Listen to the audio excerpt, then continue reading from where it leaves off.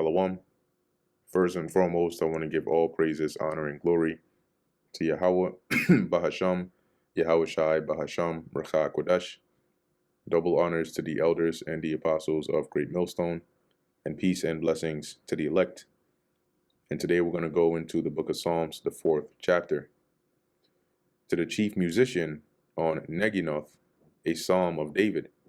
Now, when you read this in the NLT, it says here you go.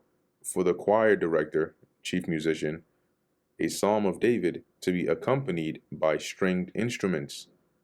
So this song, there's a certain kind of, like when you, certain songs, when you listen to it, like regular music, you have some that are sung to maybe a guitar. A lot of like Ed Sheeran songs, you hear that little guitar sort of sound in the back. Some are more to a piano. Maybe some of like John Legend songs, you hear more of a piano.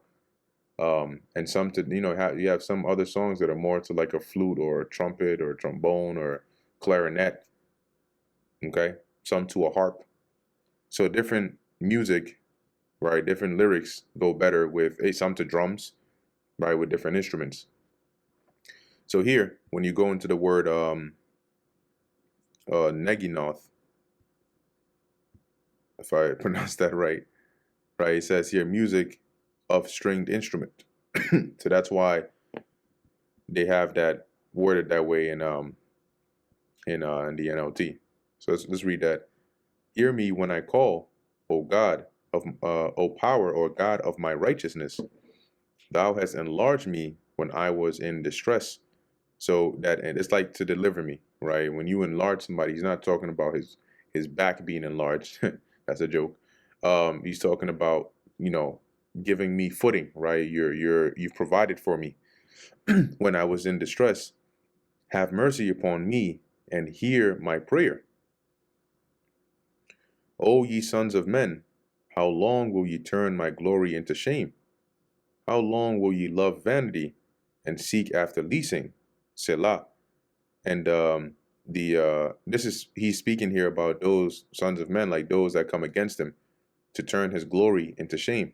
And it doesn't mention here in the beginning what the context was, but based on the context of Psalm 3, this could have been also during the time of him fleeing, right, in the time of Absalom having turned against him, to where his glory, right, of being the king and the things he had achieved was now being, shamed, right, with him having to flee and the low state he was brought to, right. That's just one example. But in long story short, he's saying here, right, how long will you turn my glory into shame? How long will you love vanity and seek after leasing? Leasing is falsehood or lies. Selah. But know that the Lord Yahweh hath set apart him that is godly for himself.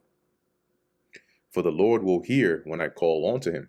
See, so the Lord delights in the godly, right? And when somebody is set apart for them, it's like he has claimed them.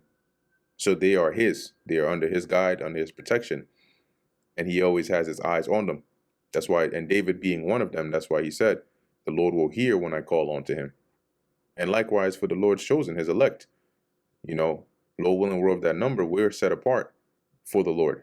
And when we call unto him, he's going to hear us. Stand in awe and sin not.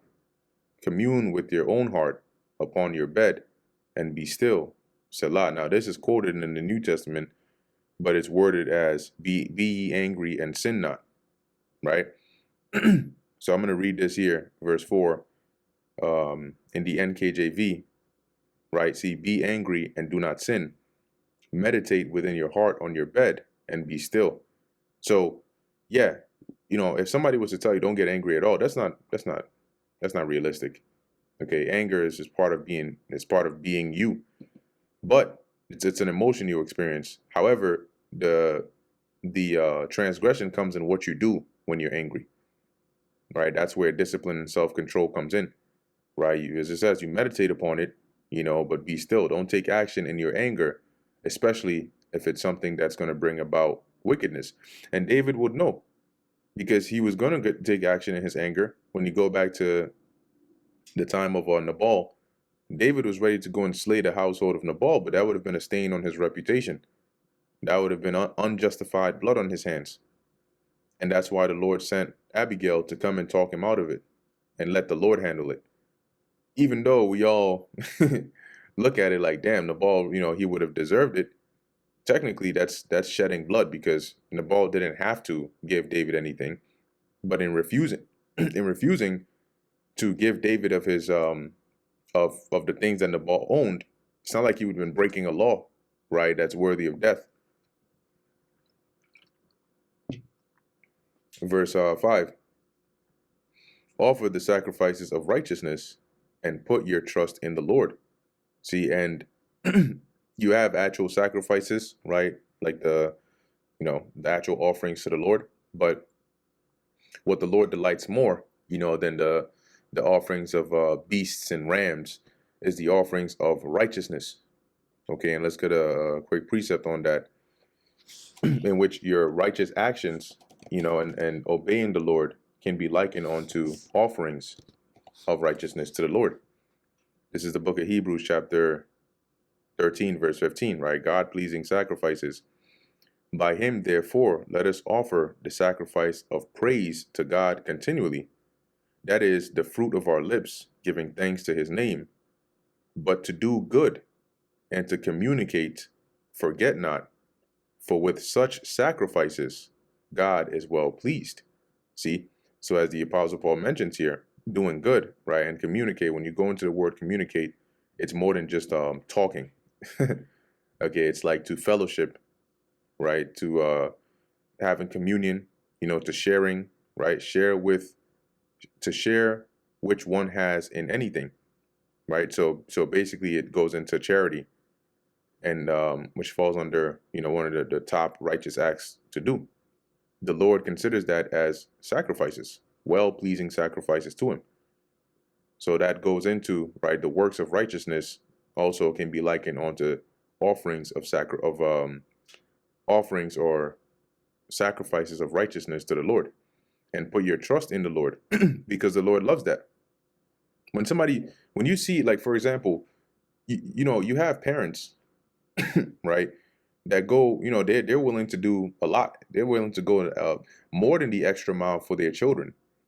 And of course, it's because you are their child and they love you, but they also see how much as a child you put your trust in your parents. And they don't want to break that, right? They don't want to let that down. So parents will do their best. They may be going through a lot, but when they see that their child has put their trust in them concerning whatever matter or situation it is, they try to always appear strong, or, come through for their child, because they see how much trust you've put in them. And that the Lord likes that, right? He likes it when you put your trust in him. It makes him more inclined to want to deliver you, or, grant you what it is you're asking of him for. There be many that say, who will show us any good? Yahweh, lift thou up the light of thy countenance upon us. And here, basically, David is saying, right, people are like, when he says that many they say, who would shew us any good? In a bad situation, there are many that wonder, right, if anything good is going to happen.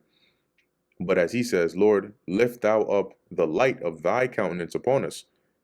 So really what we need is your favor, right? Your presence, because we know the goodness comes from the Lord. Good and evil both come from the Lord.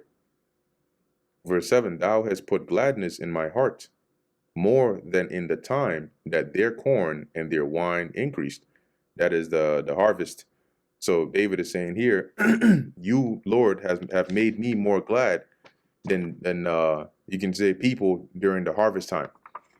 And the harvest time was usually a time of great joy and gladness, because you were making harvest wasn't just about getting crops and getting food to eat. A lot of people became rich, or they made a lot of money during harvest because they would sell. If you owned a field, that's why people in the ancient world, they would lease a field So both the one who owned the field, who leased it to the other, let's say those that would dress it, and both those that were leasing the field, that were, had bought it for that period of time, they were all happy during a great harvest, because then they could harvest the crops and then they could go and sell it.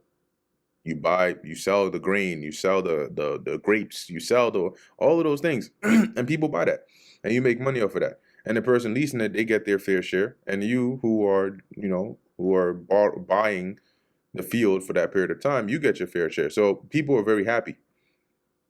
But David is saying here, the Lord has made me more happy than them in that time. I will both lay me down in peace and sleep, for thou, Yahweh, only makest me dwell in safety. So that's how much trust, right, that David had in the Lord. That he's saying, look, I can sleep in peace, without a stress or a care in the world, because I know that, Lord, you're with me and you make me to dwell safely. And that brings us to the end of the book of Psalms, the 4th chapter. Lord willing, that was edifying to the elect. In closing, I want to give all praises, honor, and glory to Yahweh, Bahasham, Yahweh Shai, Bahasham, Racha Kodash. And until next time, Shalom.